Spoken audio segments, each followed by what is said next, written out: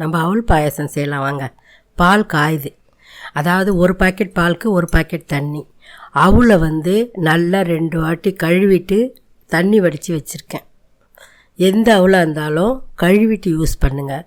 அதில் உமி தூசிலாம் இருக்கும். அதுக்கு தேவையான பொருட்கள் சர்க்கரை, திராட்சை, ஏலக்காய், முந்திரி. இதுதான் அதுக்கு தேவையான பொருட்களே. பால் பாயசம் சூப்பராக இருக்கும். அவல் பால் பாயசம் கரெக்டாக ஒரு அழாக்கு அவளுக்கு ஒரு பாக்கெட் பால், ஒரு பாக்கெட் தண்ணி. நம்ம அந்த முந்திரி திராட்சைலாம் வறுத்துக்கலாம். இப்போது அதுக்குள்ளார இது கொதிக்குது. நல்லா கொதித்து வரும்போது, பால் கொதித்து வரும்போது அவல் போடுவோம். நம்ம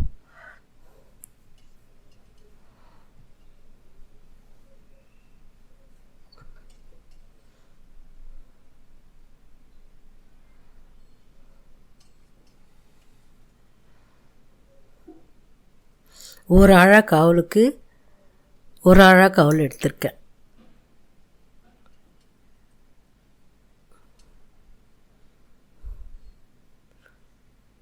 இது நல்லா கொஞ்ச நேரம் வேகணும். நம்ம நெய் ஊற்றி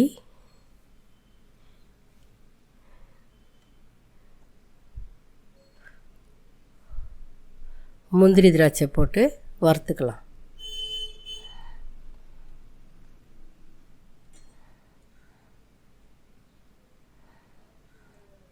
நெய் கொஞ்சமாக ஊற்றினா போதும்.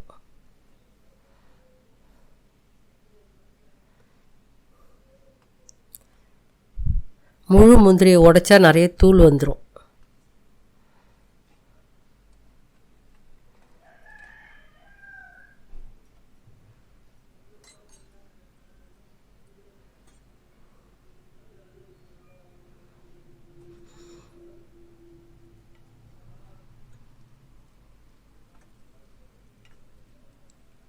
அதான் முந்திரி எல்லாத்துக்கும் பொன் வறுவலாக வரும். நல்லா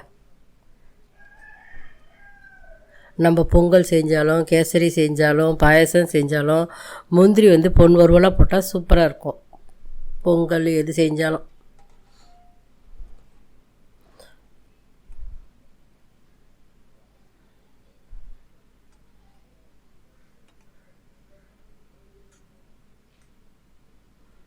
திராட்சை கொட்டி நல்லா வதக்குறோம்.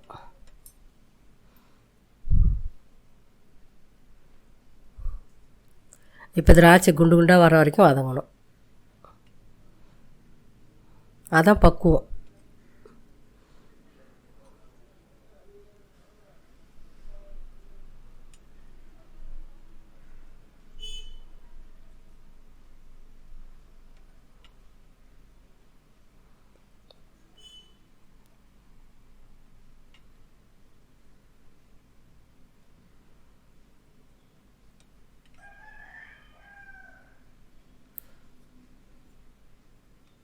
நல்லா வந்துடுச்சா?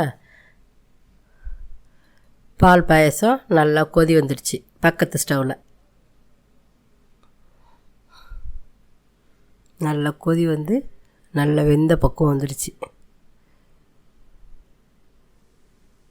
நல்லா வெந்துடுச்சு.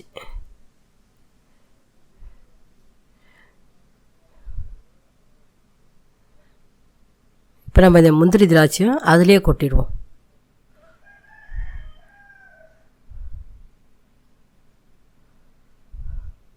அதிலே கொட்டி அதுவும் நல்லா கொஞ்சம் அப்படியே நல்லா போட்டு வேகட்டும். ஏலக்காய் தூள் போட்டுக்கலாம்.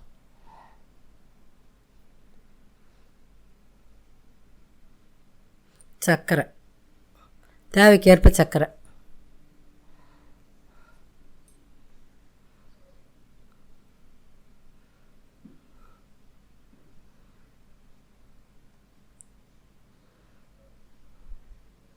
இது நம்ம கொஞ்சம் தண்ணியாக காசுனா கூட இறக்கி வச்சதும் கட்டியாயிடும் அப்படியே.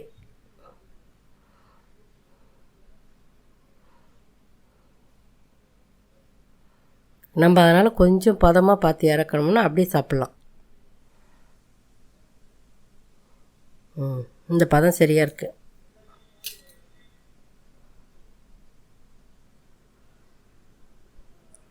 இந்த பதத்தில் இறக்கிட்டோம்னா அப்படியே கிளாஸில் ஊற்றலாம்.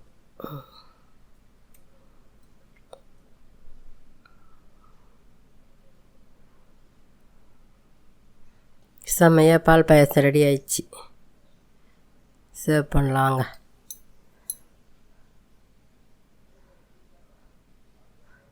ஸ்டவ் ஆஃப் பண்ணிட்டேன்.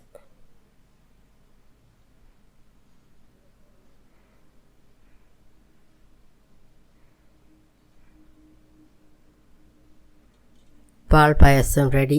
சூப்பராக இருக்குது. செஞ்சு பாருங்கள் நீங்களும்.